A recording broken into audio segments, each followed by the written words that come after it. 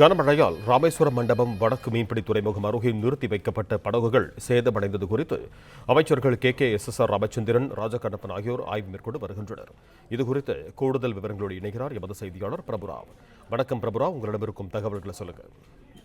நிச்சயமாக ராமநாதபுரம் மாவட்டத்தில் கடந்த 2 நாட்களாக பெய்த கனமழையின் காரணமாக இந்த கடலோர மாவட்டங்களில் பல்வேறு பகுதிகளில் மழைநீர் தேங்கியுள்ளது. அதேபோல் ராமநாதபுரம் நகர் பகுதிகளிலும் குடியிருப்புகளுக்குள் மழைநீர் சூழ்ந்துள்ளது. இதனையடுத்து தமிழக முதல்வர் உத்தரவின் பேரில் அமைச்சர்கள் KKSSR மற்றும் பால்வளத்துறை அமைச்சர் ராஜகண்ணப்பன் ஆகிய இருவரும் இன்று காலை முதல் மாவட்டத்தின் பல்வேறு பகுதிகளில் ஆய்வு மேற்கொண்டு வருகின்றனர். காலையில் ராமநாதபுரம் நகர் பகுதியில் ஆய்வு மேற்கொண்ட அமைச்சர்கள் தற்போது மண்டபம் வடக்கு மீன்பிடி துறைமுகம் அருகே நிறுத்தி வைக்கப்பட்டிருந்த படகுகள் கடல் சீற்றம் காரணமாகவும் காற்றின் வேகம் காரணமாகவும் நங்கூரம் அருந்து கரை ஓரங்களில் ஒதுங்கிய சுமார் 7 படகுகளை ஆய்வு மேற்கொண்டனர். அதன் பின்னர் ராமேஸ்வரம் மற்றும் தங்கச்சிமடம் உள்ளிட்ட பகுதிகளில் மழைநீர் தேங்கியிருக்கக்கூடிய மீனவ கிராமங்களில் ஆய்வு செய்ய உள்ளனர். ஆய்வுக்கு பின்னர் பேசிய அமைச்சர், இங்கு அமைக்கப்பட்டுள்ள இந்த தூண்டில் வளைவுகள் குறைந்த நிதி குறைவாக உள்ளதாகவும் அதிகப்படுத்தி கேட்டிருக்கிறதாக மீனவர்கள் தரப்பில் கோரிக்கை வைத்துள்ளதாக, அதனை அதிகரிக்குவதற்கு குறித்து முதல்வரிடம் பேச இருப்பதாகவும், அதே போல் இந்த பாதிக்கப்பட்ட மீன்பிடி படகுகளுக்கு உரிய இழப்பீடு உடனடியாக பெற்றுத்தரப்படும் எனவும்,